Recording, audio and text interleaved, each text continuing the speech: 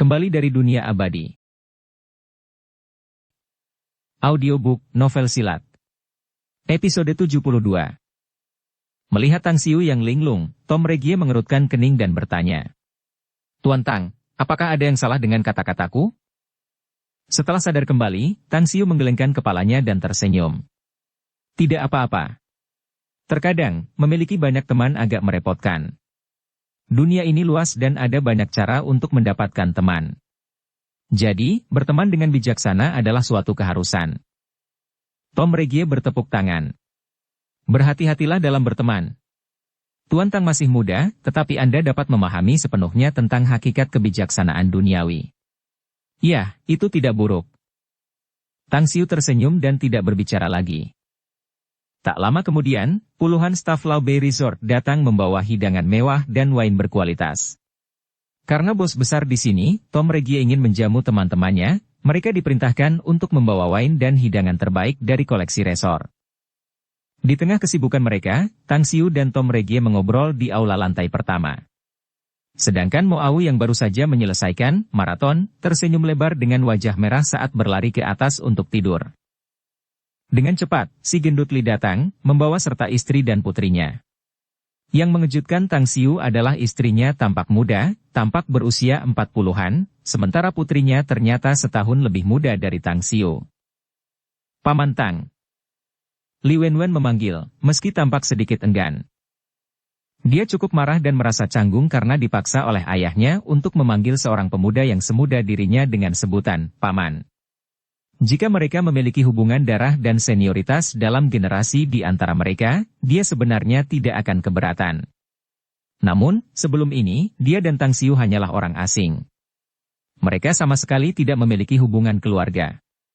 Oleh karena itu, memanggilnya seperti itu benar-benar membuatnya tertekan. Tang Xiu sendiri tahu betul tentang ide-ide adat istiadat lama. Melihat Li Wenwen yang tampak enggan, dia menggelengkan kepalanya dan tersenyum. Kamu tidak perlu peduli dengan alamatnya. Biarkan Wenwen memanggilku Tang Xiu atau Kakak Tang. Tidak apa-apa. Selain itu, kita hidup di era baru, si gendut Li, kita tidak perlu menggunakan tradisi lama ini untuk mengikat anak muda. Setiap ide baik-baik saja sebagaimana adanya. Istri si gendut Li, seorang wanita lembut dan berpengalaman yang sudah setengah baya, juga merasa bahwa agak tidak pantas bagi putrinya untuk memanggil seorang pria muda dengan sebutan, Paman. Karena itu, dia berkata, memang, anak muda bisa akur satu sama lain. Si gendut Li menatap kosong dan terkekeh pada dirinya sendiri, berkata, karena saudara Tang berkata begitu, aku akan menjadi bahan tertawaan jika aku bersikeras. Kalau begitu, silakan saja. Tang Xiu tersenyum dan menunjuk ke arah Tom Regie. Dia Tom Regie, teman lelaki saya dan bos lokal di sini. Sambil tersenyum, Tom Regie menjabat tangan si gendut Li dan tertawa. Tuan Li, saya menyambut keluarga Anda di Saipan. Karena Tuan Tang telah memperkenalkan Anda, berapapun lama Anda menginap dan layanan serta kebutuhan apapun yang Anda inginkan, Anda dapat dengan bebas meminta kepada staf resor. Saya juga akan memberitahu resor agar membebaskan Anda dari biaya. Dibebaskan dari biaya. Si gendut Li menatap kosong. Sebelumnya, Wakil Presiden Resor, Ai Jasmine telah memberinya diskon, dan itu merupakan kejutan besar baginya. Dia tidak menyangka bahwa dia bahkan akan dibebaskan dari biaya. Mungkinkah dia, bos besar di sini? Si gendut Li melirik Tang Xiu dan mengedipkan matanya pelan. Tom Regie adalah bos Jasmine, kata Tang Xiu. Dalam sekejap, si gendut Li mengerti. Tampaknya Tom Regie ini benar-benar bos dari Lao Bei Resort ini. Bagaimanapun, Wakil Presiden Lao Bei Resort adalah Ai Jasmine, dan bosnya adalah Tom Regie. Oleh karena itu, dia dapat dengan jelas menyadari saat itu juga bahwa identitas ini tidak salah. Terima kasih. Silakan hubungi saya segera saat Anda mengunjungi negara kami. Saya akan memastikan untuk mengesampingkan segalanya untuk menemani Anda di sana, kata si gendut Li sambil tersenyum. Tom Regie mengangguk sambil tersenyum. Tepat pada saat ini, seorang wanita muda yang cantik datang. Dia mengenakan gaun putih dan sepatu hak tinggi beberapa sentimeter, membawa tas putih di tangannya, dan rambutnya yang terurai indah berwarna pirang. Setiap gerakannya memancarkan aura feminin yang kuat dan intens. Selamat malam. Apakah saya datang terlambat? Suaranya yang indah mencapai telinga semua orang. Tang Xiu mengangkat alisnya dengan ekspresi terkejut di matanya.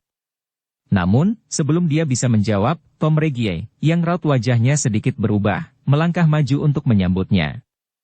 Selamat datang, Nona Viviani. Apakah Laube Resort kami memenuhi harapan Anda? Viviani mengangguk dan menjawab sambil tersenyum. Tempatmu di sini sangat bagus. Kalimat tunggalnya membuat Tom Regie tersenyum sambil mengangguk berulang kali. Baguslah kalau kamu merasa seperti itu. Tang Xiu dan si gendut Li saling berpandangan. Dari perilaku dan sikap Tom Regie, mereka tahu bahwa identitas Viviani tidak biasa, bahkan membuat pria kaya dan berkuasa seperti dia memperlakukannya dengan sedikit sanjungan dan semacamnya. Identitas macam apa yang dimilikinya hingga Tom Regie memperlakukannya seperti itu? Namamu Viviani, tanya Tang Xiu. Dia tertawa kecil. Tentu saja. Tapi aku belum sempat mengetahui namamu.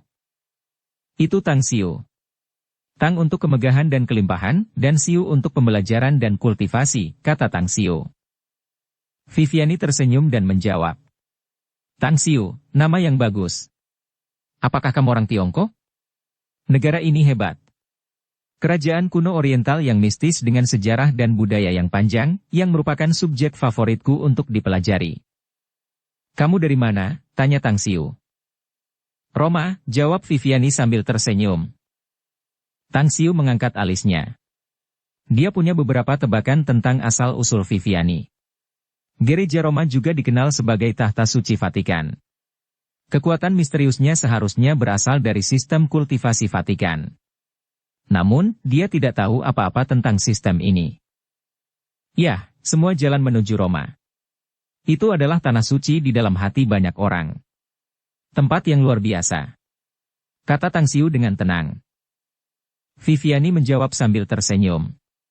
Tang Xiu, bisakah kita mencari tempat untuk mengobrol berdua? Sejujurnya, aku cukup tertarik padamu. Tang Xiu terdiam sejenak sebelum mengangguk. Aku juga tertarik pada wanita cantik sepertimu. Silakan ikut denganku. Bab 296, Permintaan yang Konyol. Angin sepoi-sepoi yang sejuk bertiup di pesisir pantai. Tang Xiu melipat tangannya, berdiri di sana seperti patung. Dia menatap Viviani, yang telah melepas sepatunya dan berlari tanpa alas kaki di pantai. Kecantikan Viviani yang eksotis memberinya semacam perasaan yang menyenangkan dan menakjubkan, seperti kecantikan eksotis seorang gadis peri yang pernah dilihatnya di dunia abadi. Tuan Tang, apakah Anda menyukai laut? Dalam balutan gaun putihnya yang berkibar-kibar, kedua lengan Viviani bergerak bagai sedang menari, ketika pemiliknya tiba-tiba menoleh dan berteriak keras. Tang Xiu menggelengkan kepalanya dan menjawab dengan tenang. Manusia memiliki 7 emosi dan 6 kenikmatan indrawi, sedangkan laut adalah representasi dari kondisi pikiran yang tidak menentu. Aku sendiri bukanlah orang yang menyukai hal-hal yang berada di luar kendaliku. Viviani datang mengambang ketika matanya yang seperti permata menatap Tang Xiu, bertanya dengan rasa ingin tahu. Kamu tidak bisa mengendalikan laut? Aku yang sekarang memang tidak mampu melakukan itu, kata Tang Xiu. Lalu, apa yang bisa kamu kendalikan sekarang? Tanya Viviani sambil tertawa. Apa yang dapat aku kendalikan saat ini, mungkin adalah takdirku sendiri, kata Tang Xiu. Kalian, orang Tionghoa, apakah kalian tidak berpikir bahwa semua hal yang berkaitan dengan kehidupan adalah hal yang telah ditetapkan oleh surga? Mengapa kalian mengatakan bahwa kalian dapat mengendalikan takdir kalian sendiri? Sejauh pengetahuan saya, belum pernah ada orang yang benar-benar dapat mengendalikan takdir mereka sendiri. Bagaimanapun, perbedaan antara kedudukan kehidupan, hierarki sosial dan situasi serta kebijakan suatu negara, masing-masing dan semuanya menimbulkan batasan yang kuat, kata Viviani. Tang Xiu menggelengkan kepalanya. Argumenmu cukup beralasan, tetapi juga tidak sepenuhnya benar. Misalnya, dirimu sendiri. Kamu dapat pergi kemanapun di dunia ini kapanpun kamu mau, dan kamu dapat bertahan hidup dimanapun kamu berada. Hal yang mengikatmu adalah kondisi pikiranmu sendiri. Tidak ada yang lain. Mengapa kamu berkata begitu? Tanya Viviani, heran. Karena kamu cukup kuat. Orang-orang yang kuat selalu dan akan selalu ditempatkan di atas segalanya, kata Tang Xiu. Viviani terdiam. Kata-kata Tang Xiu menggugah emosinya. Dia pikir argumen Tang Xiu masuk akal karena sejak dia lahir, tubuhnya tampak mengalami perubahan dan transformasi yang berbeda dibandingkan dengan orang biasa. Dia tidak bisa mengatakan apakah perubahan ini baik atau buruk, tetapi dia sadar bahwa dia memiliki kekuatan, semangat, kesehatan, kecepatan belajar, dan kemampuan bertahan hidup yang jauh lebih kuat daripada orang biasa. Oleh karena itu, ia direkrut oleh sebuah organisasi transendental, dan dari sana ia dilatih. Sejak saat itu, ia telah lama menjadi eksistensi istimewa, satu-satunya eksistensi seperti dewa di seluruh tahta suci. Ia kemudian dikanonisasi sebagai seorang wanita suci yang dianggap tidak mungkin menjadi paus berikutnya, namun ia memiliki kedudukan dan hak istimewa yang sama seperti paus. Itu karena dia memiliki kekuatan. Namun, meskipun dia langsung meninggalkan Vatikan saat berusia 14 tahun dan telah berkelana seperti rumput liar tak berakar sejak saat itu, tetap saja dia tidak berani mengatakan bahwa dialah yang mengendalikan takdirnya sendiri. Kamu orang yang sombong. Setelah linglung cukup lama, Viviani menatap Tang Xiu dan berbicara. Namun, matanya memancarkan kemegahan yang tak terlukiskan di malam yang gelap. Tang Xiu menjawab sambil tersenyum. Bukan berarti aku sombong. Itu karena aku cukup kuat. Meskipun aku tahu tubuhmu mengandung kekuatan yang lebih kuat dariku, tetapi jika kita benar-benar bertarung, kau bukanlah tandinganku. Jika aku benar-benar harus menggunakan semua yang kumiliki, aku memiliki setidaknya selusin cara untuk membunuhmu. Viviani tersenyum lebar. Kenapa aku harus melawanmu? Awalnya, sulit bagiku untuk menemukan orang yang menarik. Jadi, sudah pasti aku akan cocok denganmu. Ngomong-ngomong, ku dengar kau menang 1 miliar di kasino. Itu hanya kecelakaan, dan mungkin itu karena keberuntunganku. Tapi kamu sendiri tampaknya telah kehilangan banyak hal, kata Tang Xiu sambil tersenyum. Sambil merentangkan tangannya, Viviani menjawab. Sebenarnya, bagi orang-orang seperti kita, uang adalah sesuatu yang seharusnya mudah didapat, bukan? Salah satu kemampuanku memberiku kemampuan untuk curang dalam berjudi. Namun, aku benci kecurangan karena aku akan mudah kehilangan minat. Tang Xiu mengangkat jempolnya dan memuji sambil mendesah. Kau jauh lebih baik dariku. Bagiku, kecepatanku menghabiskan uang jauh lebih cepat daripada kecepatan yang kugunakan untuk membuatnya. Karena itu, aku orang miskin. Hei. Kamu, orang Cina suka kesopanannya. Kamu baru saja mengatakan bahwa kita berdua sangat kuat. Bagaimana kalau kita bertarung santai saja?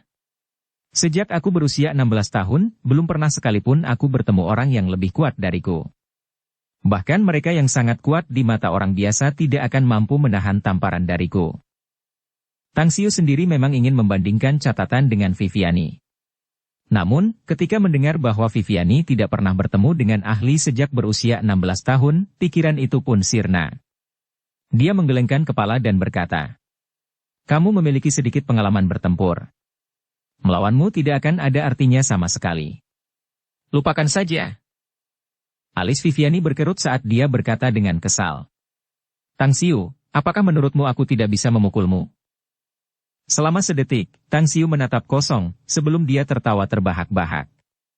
Yah, harus kuakui kau memang bisa mengalahkanku. Apa kau tidak keberatan?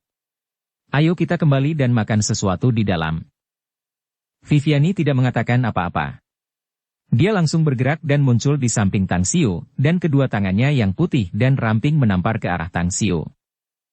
Kecepatannya cepat, bahkan lebih cepat dari kecepatan terbaik Tang Xiu. Tepat saat telapak tangannya hendak menampar bahu Tang Xiu dengan cepat menghindar dan menghindarinya. Hai! Sambil berteriak pelan, tubuh Viviani tiba-tiba terangkat tinggi sekitar 7 hingga 8 meter di udara. Tubuhnya berputar sambil mengepakkan lengannya ke bawah. Tang Xiu mengernyitkan alisnya. Ia mendapati bahwa Viviani sama sekali tidak tahu cara bertarung. Meskipun ia sangat cepat, ia memperlihatkan banyak kelemahan yang dapat dimanfaatkannya kapan saja. Mundur.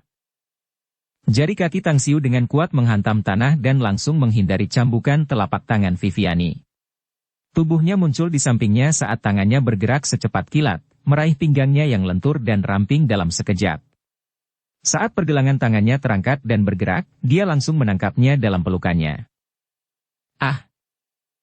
Kehilangan keseimbangan, Viviani dapat merasakan kehangatan yang berasal dari tangan Tang Xiu dan juga merasakan dadanya yang tebal dan kuat saat Tang Xiu menariknya ke dalam pelukannya. Apakah kamu mengerti sekarang? Kecepatan dan kekuatanmu lebih baik dariku. Tapi kamu tidak tahu apa-apa tentang keterampilan bertarung. Aku bisa dengan mudah mengalahkanmu jika aku mau. Karena itu, membandingkan catatan di antara kita tidak ada gunanya.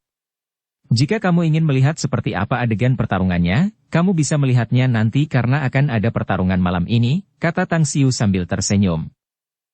Tangan Viviani mencengkeram tengkuk Tang Xiu.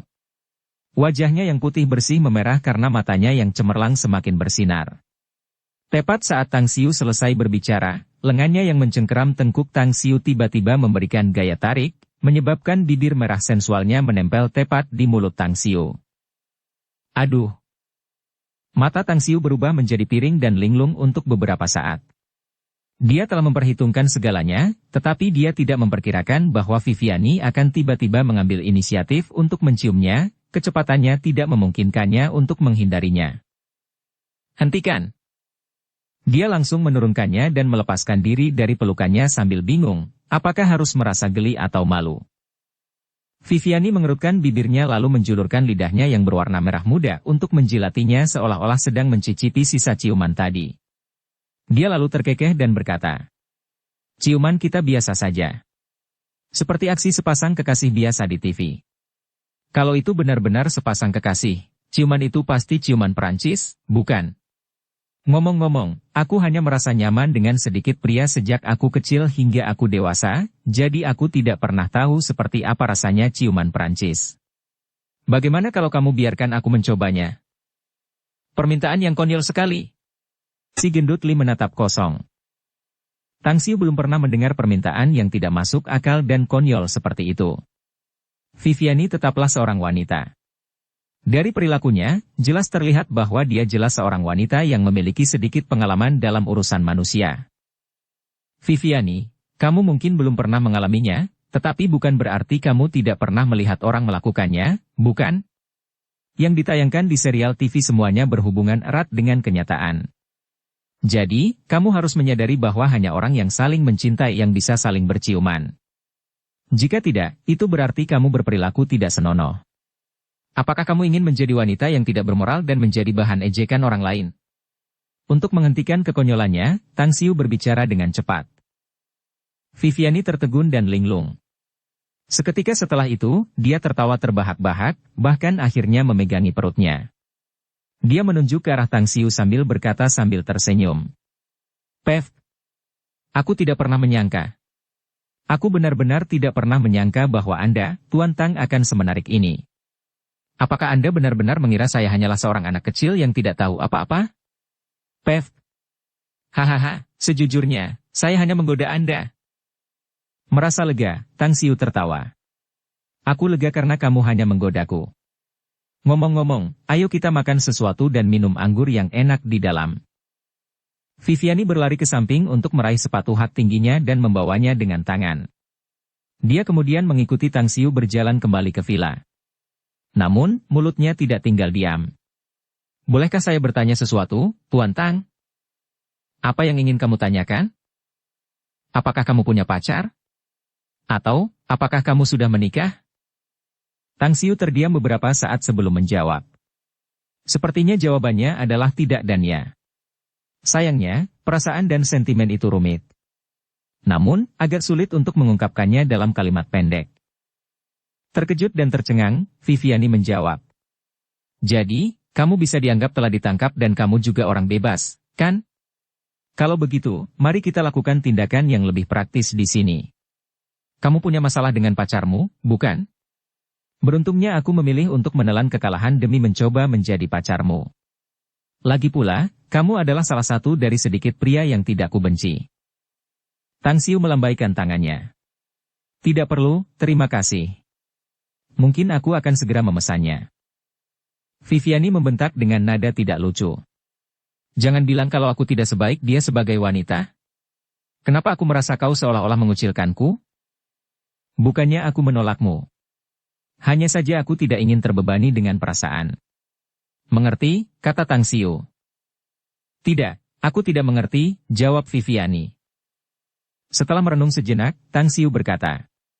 Biar kukatakan begini. Kasih sayang antara pria dan wanita justru menjadi beban, dan aku benci menanggung beban seperti ini. Inilah alasan mengapa aku tidak mungkin menemukan pacar. Kalau aku ingin punya keturunan untuk meneruskan garis keturunan leluhurku, maka aku akan mencoba mencari wanita untuk dinikahi. Aku hanya butuh dia untuk mengandung anakku. Tidak perlu memikirkan dan membicarakan kasih sayang sama sekali. Terkagum-kagum sambil mendesah, Viviani berseru. Cara berpikirmu sangat aneh. Kau benar-benar aneh. Aku mengucapkan kata-kata itu hanya untuk menggodamu karena mustahil bagiku untuk jatuh cinta padamu pada pertemuan pertama kita. Hanya saja, aku merasa perlu untuk melibatkanmu, oleh karena itu, aku berbicara tentang perasaan. Hanya saja, sekarang aku merasa kau semakin menarik. Sambil memaksakan senyum kecut, Tang Xiu berkata. Hei, aku bukan mainan. Kalau kau menganggapku menarik, aku tidak tahu apakah aku harus menangis atau tertawa. Baiklah, cepat pakai sepatumu. Ayo makan sesuatu. Viviani pun menuruti perintahku dan berkata. Ngomong-ngomong, apakah kamu ingin tahu mengapa salah satu bos di sini, Tom Regie, sangat mengenalku dan menghormatiku? Bab 297, Campuran Kesedihan dan Kebencian. Mendengar pernyataan Viviani yang tiba-tiba, ekspresi bingung muncul di wajah tampan Tang Xiu saat dia bertanya dengan heran. Kenapa? Wah, aku kaya. Viviani tersenyum bangga. Tercengang, Tang Xiu langsung memutar matanya. Ia memang bingung dengan sikap yang ditunjukkan Tom Regie terhadap Viviani. Sekarang, ia mengerti. Viviani, dalam benak Tom Regie, hanyalah seseorang yang lebih banyak uang daripada akal sehat. Untuk dinikahi. Aku hanya butuh dia untuk mengandung anakku. Tidak perlu memikirkan dan membicarakan kasih sayang sama sekali. Bukan hanya karena saya kaya. Saya juga menyelamatkannya. Secara kebetulan, saya membantunya memecahkan beberapa masalah ketika dia menyinggung beberapa orang di Amerika Latin beberapa tahun yang lalu. Karena itu, dia sangat menghormati saya sejak saat itu. Tang Xiu langsung mengerti dan memaksakan senyum. Tidak bisakah kau selesai bicara sekaligus? Aku juga berpikir Tom tampaknya memperlakukanmu seperti orang desa yang kaya raya dan ingin mendapatkan lebih banyak keuntungan darimu. Viviani mendengus. Orang Cina menyebutnya boros dan bodoh, bukan? Tapi jangan anggap remeh. Kecuali aku mau membuang-buang uangku, tidak seorang pun akan mendapatkan sepeser pun dariku. Dari mana kamu mendapatkan begitu banyak uang? Maukah kamu mengajariku rahasia menghasilkan uang? Tanya Tang Xiu penasaran. Tanpa rasa khawatir sama sekali, Viviani berkata. Saya tidak punya masalah mengajari Anda. Anda hanya perlu memukul mereka yang memprovokasi Anda dengan keras dan memaksa mereka untuk membayar, itu saja. Kekuatan gelap yang menendang orang-orang dan memiliki kekayaan yang diperoleh secara tidak sah itu menyimpan uang yang seharusnya bukan milik mereka. Jadi saya mengepak mereka dengan keras dan membuat mereka membayar harga yang mahal. Ekspresi aneh muncul di wajah Tang Xiu saat mulutnya berkedut beberapa kali. Sungguh suatu keajaiban bagi Viviani untuk bertahan hidup sampai sekarang, karena dia memiliki pengalaman tempur yang buruk meskipun kekuatannya sangat besar. Namun, Tang Xiu mengakui bahwa cara ini memang cara yang bagus untuk menghasilkan uang dengan cepat. Misalnya, 4 orang besar di Hong Kong yang memprovokasinya. Bukankah keuntungan yang diperolehnya dari mereka hanya sedikit lebih dari 10 miliar? Saat memikirkan hal itu, Tang Xiu menggelengkan kepalanya, karena dia tidak setuju dengan metode melakukan pelanggaran dan menyinggung perasaan orang seperti itu. Sekarang, pencuri yang mencuri tidak lagi menakutkan, tetapi pencuri yang memiliki pikiran licik yang perlu diwaspadai. Meskipun dia kuat, tetapi jika dia menyinggung terlalu banyak kekuatan gelap, dia harus menghadapi banyak musuh yang harus berhadapan dengannya. Dia mungkin membunuh 1 atau 2 kelompok, tetapi bisakah dia melakukan hal yang sama terhadap 100, 200 kelompok? Lebih jauh lagi, masih ada teman-teman dan saudara yang harus ia pertimbangkan, karena masalah akan menimpa orang-orang yang ia sayangi jika orang-orang tersebut membalas dendam. Vivi, sebaiknya kamu tidak melakukan hal seperti ini lagi di masa depan. Kamu bisa berinvestasi di bisnis, menghabiskan uang untuk menghasilkan uang, karena kamu sekarang sudah kaya. Jika kamu terus menyinggung kekuatan jahat itu dan mereka benar-benar marah, mereka mungkin akan membalas dendam padamu. Aku khawatir kamu akan menghadapi kecelakaan yang tidak terduga. Jika mereka membalas dendam pada keluargamu, kamu mungkin bisa melindungi dirimu sendiri, tetapi apakah kamu bisa melindungi orang-orang yang kamu cintai? Viviani tertegun dan linglung saat langkahnya tiba-tiba terhenti. Mulutnya terbuka, namun tidak ada suara sedikit pun yang keluar. Melihat reaksi tidak biasa darinya, Tang Xiu menjadi bingung. Hei, apa yang terjadi padamu? Viviani tidak menjawab. Matanya kosong seolah-olah dia tidak memiliki jiwa, berdiri di sana seperti patung. Cahaya bulan yang memantul di rambut emasnya membuatnya tampak mempesona. Aura pembunuh? Ekspresi Tang Xiu berubah. Aura pembunuh yang dirasakannya dari Viviani tidak hanya kuat, tetapi juga nyata. Saat Viviani akhirnya berhasil mengatasi kebingungannya, cahaya dingin memenuhi matanya saat dia memaksakan diri untuk menatap Tang Xiu dan berbicara dengan nada dingin. Akhirnya aku tahu mengapa ayahku mengalami kecelakaan mobil yang tiba-tiba dan tak terduga yang merenggut nyawanya 7 tahun lalu, mengapa kabel listrik putus dan ibuku tersengat listrik hingga tewas di bak mandinya di rumah 5 tahun lalu. Akhirnya aku tahu mengapa rumah itu tiba-tiba runtuh dan menewaskan satu-satunya adik laki-lakiku di dalamnya 3 tahun lalu. Akhirnya aku menyadari mengapa paman ditipu dan kekayaannya dirampok, yang akhirnya memaksanya bunuh diri.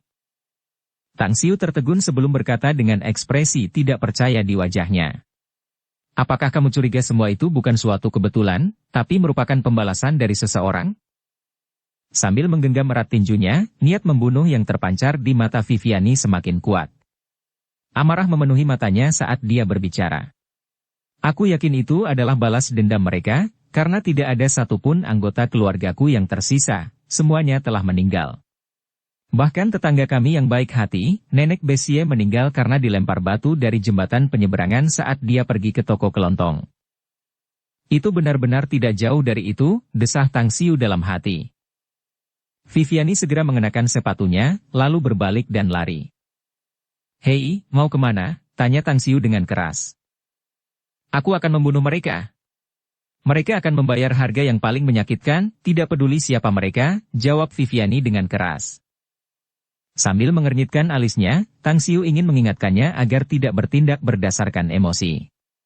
Bahkan jika dia ingin menemukan pembunuh yang membunuh kerabatnya, dia tetap harus menyelidikinya secara perlahan.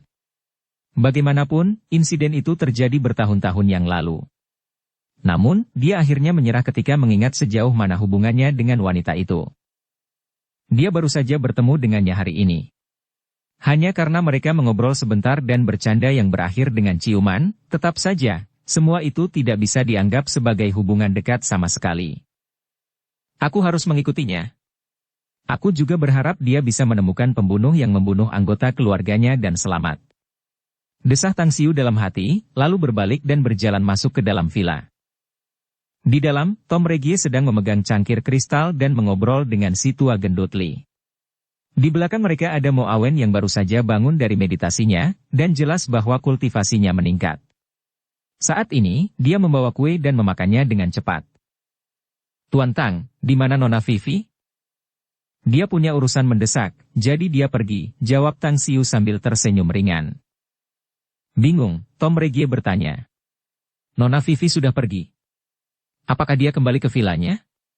Atau dia seharusnya sudah kembali ke vilanya, tetapi dia mungkin akan segera meninggalkan resor ini, kata Tang Xiu sambil tersenyum. Penasaran, Tom Regie bertanya. Anda tampaknya tahu alasan mengapa Nona Vivi pergi, Tuan Tang. Bisakah Anda memberitahu saya tentang hal itu? Tang Xiu memikirkannya sejenak dan merasa tidak apa-apa untuk memberitahu Tom Regie. Bagaimanapun, Vivian adalah dermawan Tom Regie. Mengingat kepribadiannya, kesadaran tiba-tiba bahwa anggota keluarganya meninggal karena pembunuhan dan bukan kecelakaan pasti akan membuatnya marah dan memengaruhi penilaiannya. Jika Tom Regie bertemu dan membantu Viviani atas namanya dan kemudian membantunya, itu akan baik. Dia akan membalas dendam.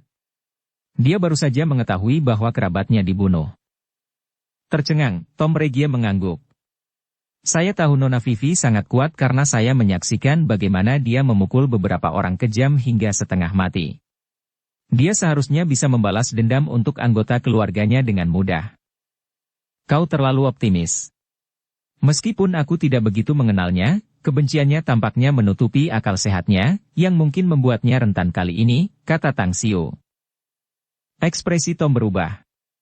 Dia sepenuhnya menyadari betapa rentannya orang-orang yang tidak memiliki pikiran jernih. Di zaman ini, kekuatan dan kebijaksanaan sama pentingnya. Jika seseorang diam-diam menyerangnya saat dia tidak siap, dia akan mudah terbunuh.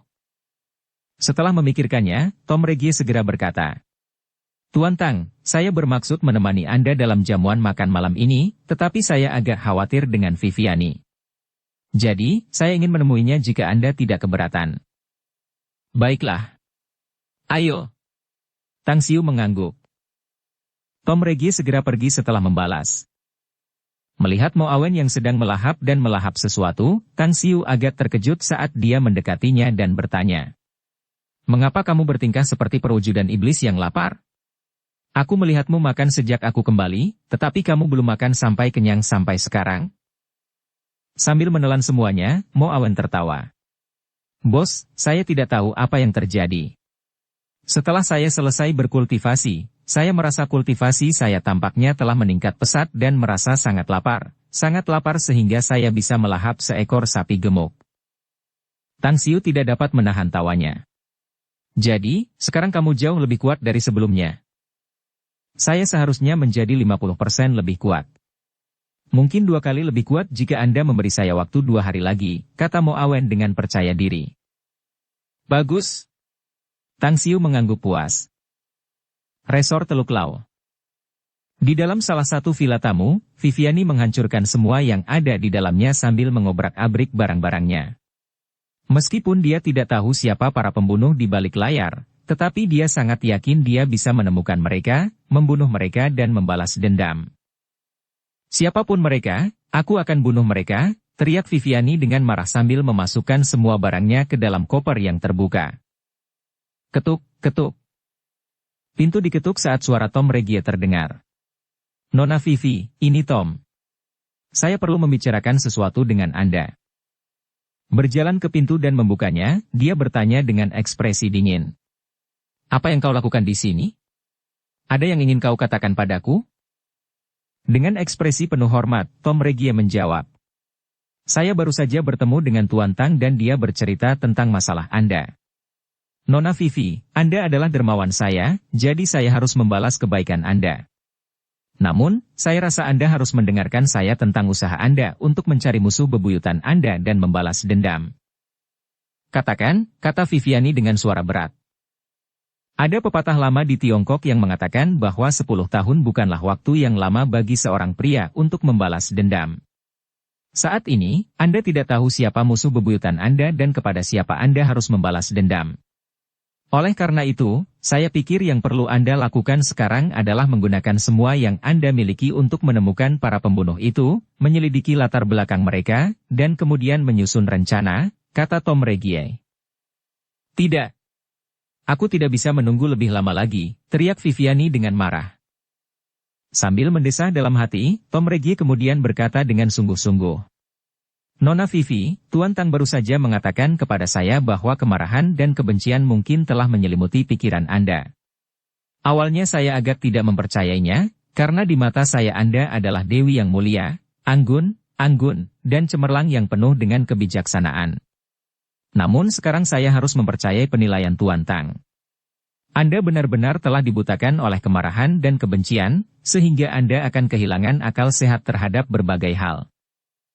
Bab 298, Pergi ke Janji Temu. Viviani tercengang saat ekspresi marah di wajahnya menghilang. Ia mengakui bahwa kemarahan dan kebencian memang mengaburkan penilaiannya karena ia tidak sabar untuk membalas dendam atas kerabatnya. Menyadari bahwa kata-katanya cukup efektif, Tom Regie berbicara lagi dengan cepat. Nona Vivi, tolong pikirkan baik-baik.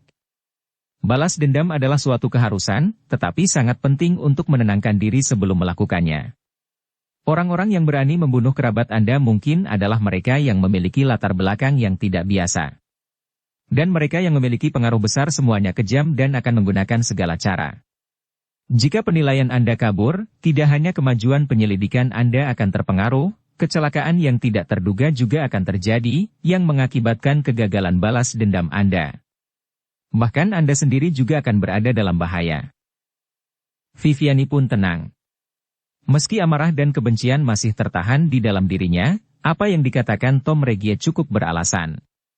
Dengan tenang, ia akan mampu mengingat orang-orang yang pernah ia sakiti di masa lalu yang mungkin telah membunuh saudara-saudaranya. Pergi. Aku ingin sendiri. Viviani melambaikan tangan dan duduk di sofa.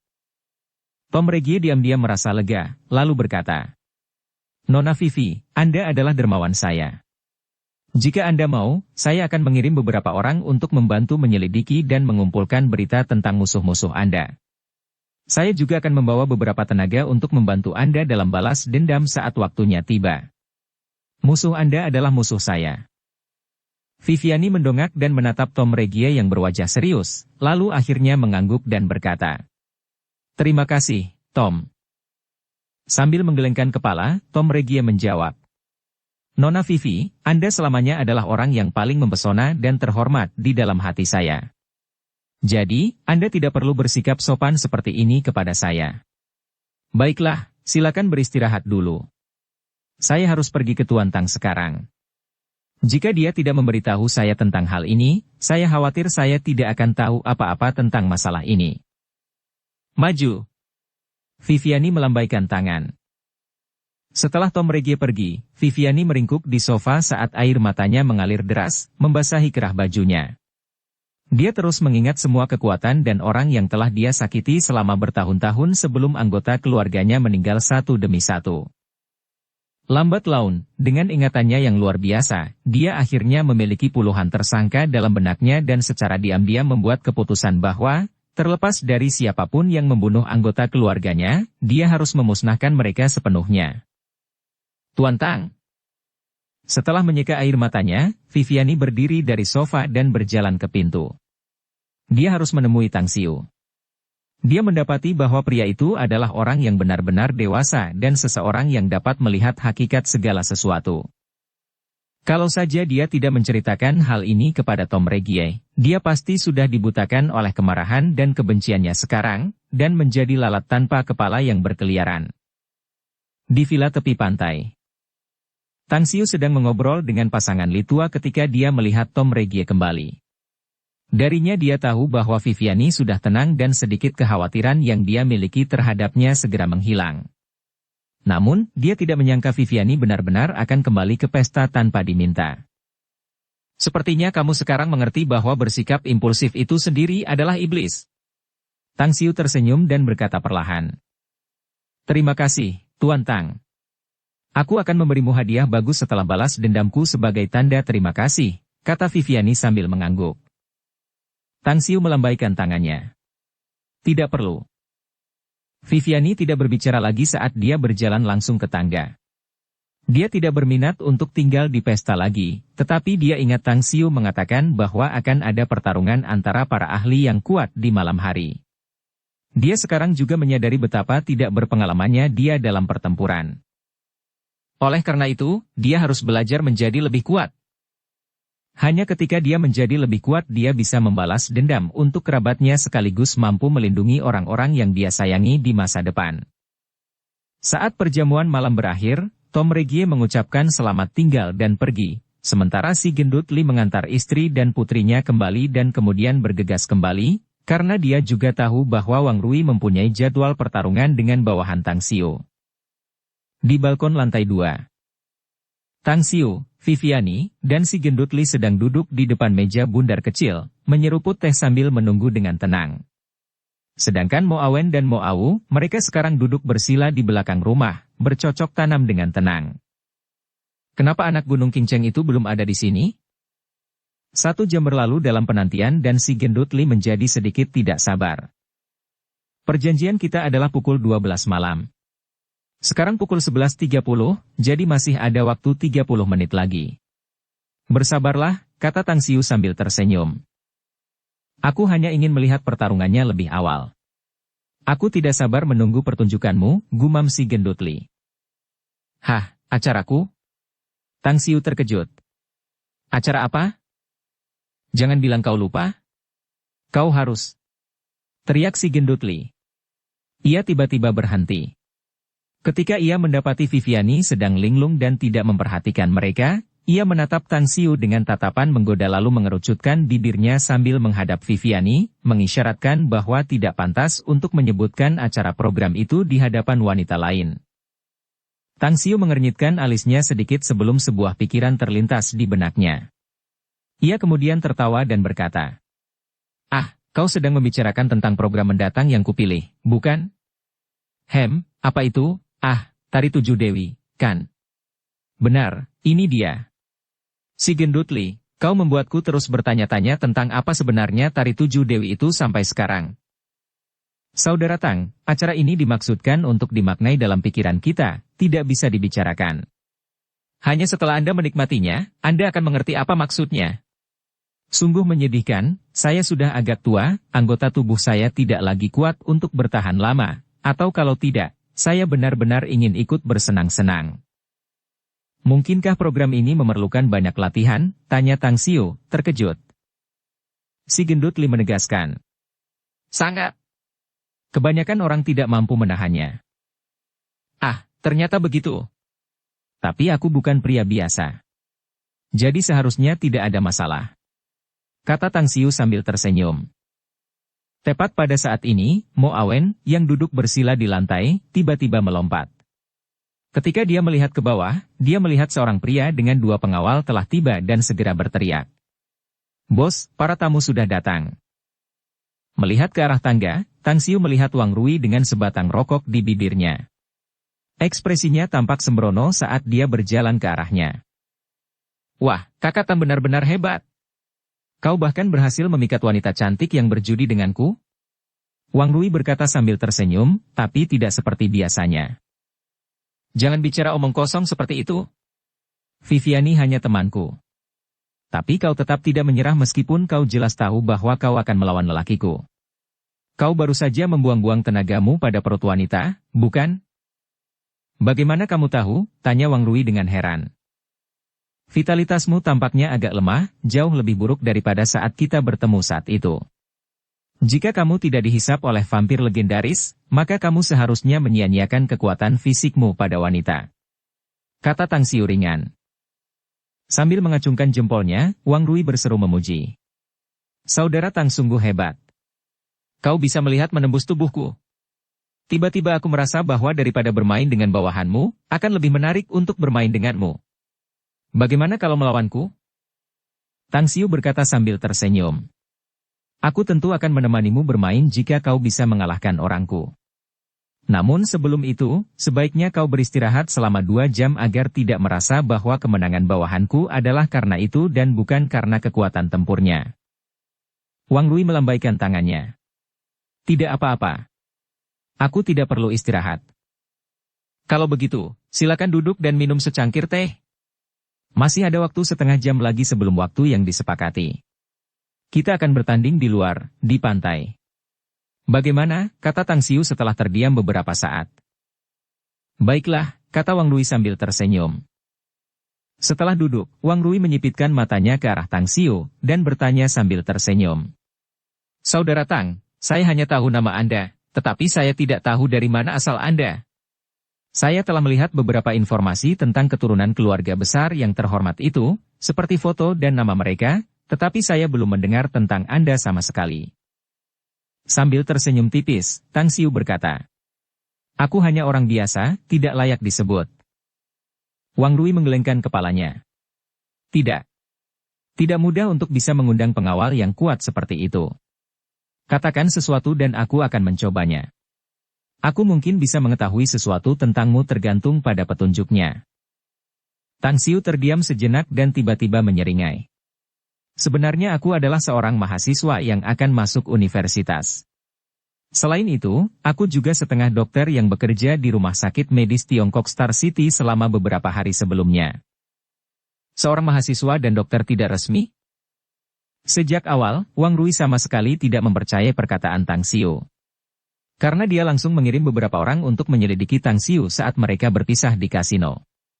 Namun, dia tidak mendapatkan berita dari daratan melainkan dari Saipan. Dari sana dia mendengar bahwa Tang Xiu baru saja memenangkan 1 miliar di kasino. Kemenangan itu jauh lebih cepat dan lebih besar dibandingkan dengan kemenangannya di meja judi.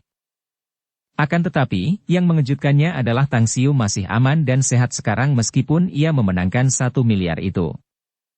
Kakak Tang, kamu tidak jujur. Mungkin si gendut Li telah memberitahumu tentang aku? Aku menanyakan identitasmu tetapi kamu masih menyembunyikannya. Agak membosankan. Wang Rui meletakkan satu kaki di atas kaki lainnya dan dengan santai menyalakan sebatang rokok. Sambil mengerutkan kening, Tang Xiu berkata sebagai balasan. Aku tidak berbohong. Aku benar-benar akan masuk universitas dan juga seorang dokter tidak resmi. Kau dapat menyelidikinya jika kau tidak percaya padaku. Namun, aku adalah seseorang yang benci diselidiki oleh orang lain, aku akan membuat mereka membayar harganya jika aku mengetahuinya. Wang Rui terdiam sejenak dan tiba-tiba tertawa. Karena kakak Tang tidak ingin mengatakannya, aku juga orang yang tidak ingin memaksa siapapun melawan keinginan mereka. Baiklah, aku menang lebih banyak uang daripada kamu kali ini, jadi aku mengundangmu ke jamuan makan mewah setelah kita pulang. Tang Xiu tidak menanggapi basa-basi itu dengan serius dan hanya menjawab dengan beberapa patah kata. Ia kemudian menatap Mo Awen dan berkata dengan tenang. Berikan kekuatan terbaikmu dan jangan lengah, atau kau akan gagal total. Mo Awen melirik Wang Rui dan terus memahami dengan saksama perubahan kondisi pikiran seorang seniman bela diri. Arahan Tang Xiu telah mencerahkannya, menghasilkan peningkatan yang luar biasa. Oleh karena itu, ia menyadari bahwa, begitu ia dapat memahami sebagian kondisi pikiran seorang kultivator, itu akan menjadi titik balik baginya untuk maju. Ia sekarang memahami pentingnya kondisi pikiran bagi para kultivator. Jika ia bisa, ia ingin memperoleh puluhan pencerahan setiap hari. Waktu berlalu begitu cepat. Tang Xiu tiba-tiba berdiri dan berkata perlahan. Sudah waktunya. Awen, kamu dan Tuan Wang pergi ke pantai. Jangan mengecewakan Tuan Wang dan yang lainnya. Saya jamin itu tidak akan terjadi. Bab 299, Bentuk Tanpa Jiwa. Saat cahaya bulan terang menyinari permukaan laut, menghasilkan pantulan gemerlap ombak di tengah angin kencang, dua siluet hantu diam-diam muncul di pantai tepi laut. Dalam hal kecepatan, kamu lebih baik dariku. Dalam kontes kecepatan tadi, Wang Rui, yang meremehkan Mo Awen, kalah telak. Meskipun ia mengerahkan seluruh kemampuannya dan memacu kecepatannya hingga batas maksimal, Mo Awen masih bisa mengikutinya, tidak terlalu cepat atau terlalu lambat dan tidak tertinggal sedikit pun, bahkan tampak menahan diri. Berikan yang terbaik. Jangan mengecewakanku, jawab Mo Awen sambil tertawa kecil. Tidak mengecewakanmu. Mata Wang Rui memancarkan aura dingin. Ia pernah berkata kepada Tang Xiu bahwa ia adalah orang yang menyukai tantangan. Namun, bagaimana mungkin pengawalnya benar-benar akan menantangnya? Dia sangat kesal, dan konsekuensinya akan mengerikan. Aku akan mengalahkanmu dengan segala yang kumiliki, membuatmu mengakui kekalahanmu dengan saksama. Lalu aku akan menimbang bosmu dengan berat yang dia dapatkan. Mo Awen mengernyitkan jari-jarinya sambil tersenyum. Kau tidak punya cara untuk mengetahui berat bosku. Ayo, berikan semua yang kau punya. Aku akan menggunakan kekuatan untuk meyakinkanmu. HM. Sambil membentuk telapak tangan, Wang Rui bergerak dan muncul di depan Mo Awen, tangannya menebas leher Mo Awen seperti pisau. Kecepatan bilah telapak tangannya cepat. Begitu cepatnya hingga menimbulkan suara mendesing dan gelombang udara. Dengan ujung kakinya mengetuk tanah, Mo Awen langsung bergerak mundur untuk menghindari tebasan telapak tangan Wang Rui. Dia melompat dan membalikkan kakinya, menendang Wang Rui dengan keras. Gambaran lintasan tendangannya yang terus-menerus tidak ada habisnya, menyebabkan orang tidak dapat membedakan apakah itu nyata atau ilusi. Bang, bang, bang. Gagal, Wang Rui dengan cepat mencambuk kakinya. Dalam sekejap, puluhan tendangan telah dipertukarkan di antara mereka. Kaki dibalas oleh kaki dan betis bertabrakan dengan betis, menghasilkan kekuatan gelombang getar yang sangat besar, menyebabkan kulit mereka sedikit berubah pada saat yang sama. Namun, Wang Rui merasa seperti sedang menendang tiang besi. Kekuatan benturan tersebut menimbulkan rasa sakit yang tak tertandingi di kaki kanannya, menyebabkannya terus-menerus mundur. Sebaliknya, Mo Awen hanya memiliki sedikit perubahan dalam ekspresi, tetapi auranya yang tangguh tidak melemah sedikit pun. Dia seperti belatung yang memakan mayat yang menempel padanya saat kakinya seperti cambuk panjang, memukul-mukul lagi secara berurutan. Di balkon villa, Tang Xiu berdiri seperti tombak dengan kedua tangan terlipat, menatap kedua petarung di pantai. Di sampingnya ada Viviani dan Old Si Gendut Li yang sedang mengamati dengan saksama para petarung di pantai, tampak agak terkejut. Bagi Viviani, yang memiliki kekuatan dan kecepatan yang luar biasa, tetapi tidak tahu bagaimana memanfaatkannya, Mo Awen dan Wang Rui, yang jauh lebih rendah darinya dalam hal kecepatan dan kekuatan, tetapi melakukan keterampilan tempur yang canggih meskipun gerakannya tampaknya sederhana. Hal itu membuatnya linglung dan terkejut di dalam. Keinginan yang kuat untuk belajar dari mereka membuncah dalam hatinya, ingin memperkaya pengalaman tempurnya. Si tua gendut Li juga merasakan guncangan hebat. Dia juga orang yang ahli dalam seni bela diri. Meskipun dia gendut dan kemampuannya tidak dapat dibandingkan dengan masa lalunya, dia masih lincah. Bertarung melawan 3 hingga 5 penjahat sendirian, dia tetap akan menang. Namun, pertarungan antara Mo Awen dan Wang Rui membuka matanya. Jauh lebih menakjubkan daripada menonton film kungfu Cina. Di matanya, pertarungan di pantai adalah pertarungan antara dua orang jagoan dalam perkumpulan bela diri. Gaya-gaya yang hebat dan gerakan-gerakan yang hebat itu membuatnya terpesona. Oleh karena itu, ia menyadari bahwa jika ia melawan salah satu dari mereka, ia mungkin akan langsung pingsan. Kungfu Tiongkok sangat luas dan mendalam. Keterkejutan dan kegembiraan melanda si tua gendut Li saat dia mendesah sepenuh hati. Sambil meliriknya, Tang Xiu tertawa. Si gendut Li, kekuatanmu patut dipuji. Meskipun tubuhmu gemuk, orang biasa tidak akan bisa melawanmu, bukan? Apa itu? Kamu belum pernah melihat pertarungan antara para ahli di level ini sebelumnya. Ini pertama kalinya aku melihatnya. Si gendut Li menggelengkan kepalanya dan memaksakan senyum. Itu bisa dimengerti. Ada begitu banyak orang yang berlatih bela diri di dunia, tetapi ahli sejati sangat jarang. Mampu melihat dua ahli pada saat yang sama serta menyaksikan mereka bertarung memang merupakan pemandangan yang sangat sulit terjadi. Ngomong-ngomong, menurutmu siapa yang akan menang? Tanpa ragu, si gendut Li menjawab. Mo Awen. Mengangkat alisnya dan tersenyum, Tang Xiu bertanya. Mengapa kamu begitu yakin? Si gendut Li menunjuk ke arah kedua pria itu dan berkata. Meskipun kungfu Wang Rui kuat, jelas terlihat bahwa dia agak kelelahan. Tapi lihatlah Mo Awen, serangannya stabil, tidak terlalu cepat atau lambat, namun setiap gerakan membuat Wang Rui terus mundur. Dia kadang-kadang menangkis dan menghindar, lalu segera melakukan serangan balik setelahnya. Tang Xiu mengangguk, memuji. Sepertinya penglihatanmu bagus, si gendut Li.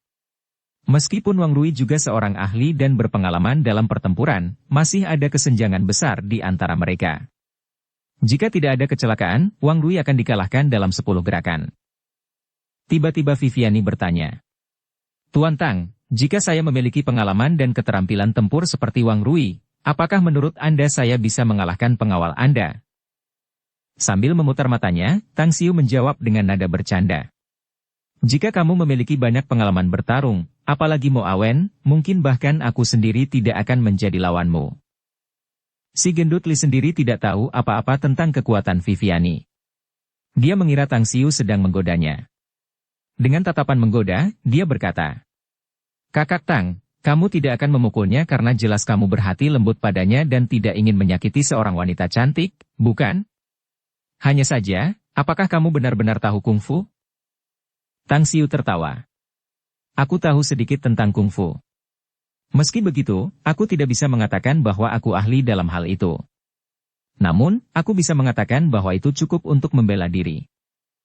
Meskipun mengenal Tang Xiu dalam waktu yang singkat, si gendut Li dapat mengatakan bahwa Tang Xiu adalah seorang pemuda yang sangat rendah hati. Dia merasa bahwa kata-kata Tang Xiu terlalu rendah hati. Keterampilan kungfunya mungkin berada di bawah pengawalnya tetapi mungkin masih jauh lebih kuat darinya. Di pantai, Wang Rui bergerak cepat bagaikan kilat. Sebagian besar tekniknya adalah jurus pembunuh. Sayangnya, meskipun ia meningkatkan kekuatannya ke tingkat yang lebih tinggi, ia tetap tidak dapat melakukan apapun pada Mo Awen. Ia bahkan samar-samar merasa bahwa ia terus-menerus mundur sementara Mo Awen sendiri tampaknya menahan diri. Ya, dia sudah berusaha sekuat tenaga, tapi Mo Awen belum. Perasaan ini agak mengejutkannya, tetapi lebih menjengkelkannya lagi. Selama pertukaran tinju dan tendangan, Wang Rui akhirnya menghentikan langkah kakinya dengan paksa. Dia mempertaruhkan segalanya pada serangan berat, dengan panik mengirimkan rentetan pukulan. Jalur bayangan kabur, bersama dengan ledakan sonik, menyebabkan jantung seseorang bergetar. Awalnya, kupikir kau jauh lebih kuat karena bos ingin aku membandingkan catatan denganmu. Ternyata menggunakan 70% kekuatanku pun tidak ada gunanya karena kau benar-benar telah dipaksa ke keadaan yang sangat sulit. Jika begitu, lebih baik aku mengakhirinya lebih awal. Saat Wang Rui mengirimkan lusinan tinju ke arah Mo Awen dan terhuyung mundur, Mo Awen tiba-tiba muncul di belakangnya saat tinjunya bergerak dalam lintasan yang aneh, tampaknya akan membombardir punggung Wang Rui. Namun karena penghindaran Wang Rui yang tiba-tiba dan tergesa-gesa, tinjunya malah mengenai bahunya. Bersamaan dengan suara tulang yang terkilir, tubuh Wang Rui seperti daun yang jatuh saat ia maju dan menghantam ke arah pantai sejauh 7 hingga 8 meter. Bam! Dengan suara teredam, Wang Rui menghantam pantai dengan wajah pucat sebelum melompat seperti ikan mas. Ekspresi terkejut melintas di matanya saat dia berdiri di sana 7 atau 8 meter jauhnya menatap Mo Awen. Kepahitan yang kuat melonjak di hatinya. Dia kalah. Dia tahu dia telah kalah telak. Mo Awen terlalu kuat, dia adalah petarung terkuat yang pernah dia lihat seumur hidupnya.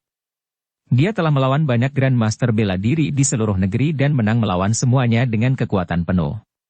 Dia juga telah bertemu banyak ahli dari luar negeri, entah itu yang pernah memenangkan gelar King of Fighter, ahli Muay Thai, Master Taekwondo atau Judo, tidak ada yang bisa mengalahkannya. Akhirnya, dia kalah dari pengawal seseorang. Aku tidak mengerti. Dengan kekuatanmu, akan mudah bagimu untuk mendominasi industri film, tetapi mengapa kamu memilih bekerja sebagai pengawal orang lain, kata Wang Rui perlahan. Apakah menurutmu menjadi pengawal bukanlah pekerjaan yang baik, tanya Mo Awen sambil tersenyum. Jika kau benar-benar ingin menjadi pengawal, berapa gaji yang diberikan Tang Xiu padamu? Aku bisa memberimu 10 kali lipat dari tawarannya. Wang Rui mengerutkan kening dan berkata dengan serius. Mo Awen menggelengkan kepalanya. Kau tidak bisa memberiku apa yang aku inginkan. Lagi pula, aku bukan pengawal bos, tapi bawahannya. Siapapun yang berani menyakiti bosku, bahkan jika aku harus menukar nyawaku dengannya, aku tidak akan takut. Lagi pula, kau bahkan tidak bisa mengalahkanku, jadi kau jelas bukan lawannya. Apa? Ekspresi Wang Rui berubah dan napasnya semakin cepat. Dia menatap Mo Awen dengan saksama dan bertanya dengan cepat. Maksudmu Tang Xiu bahkan lebih kuat darimu? Apakah bos lebih kuat dariku? Bahkan jika kalian bersepuluh, aku khawatir kalian masih bukan lawan bos. Kata Mo Awen ringan. Setelah berkata demikian, dia berbalik dan berjalan menuju villa. Ekspresi wajah Wang Rui terus berubah. Ia teringat apa yang ia katakan kepada Tang Xiu di kasino dan juga saat ia tiba di villa, bersikap angkuh di hadapannya. Rasa malu dan sungkan segera muncul di wajahnya. Ia merasa seperti sedang mencoba mengajari seekor ikan berenang, memamerkan keterampilannya yang buruk di hadapan seorang ahli, tanpa menyadari betapa ia telah mempermalukan dirinya sendiri. Selama bertahun-tahun ini, berapa lama lagi aku harus kehilangan muka sebanyak ini? Sambil menggelengkan kepalanya, Wang Rui tersenyum pahit sebelum mengikuti Mo Awen menuju villa. Lengan kanannya terkilir dan dia tidak bisa melawan lagi. Oleh karena itu, dia harus segera mencari seseorang untuk memperbaikinya. Di balkon villa. Bersambung ke episode 73. Dukung kami dengan subscribe, follow, like, komen dan share. Terima kasih.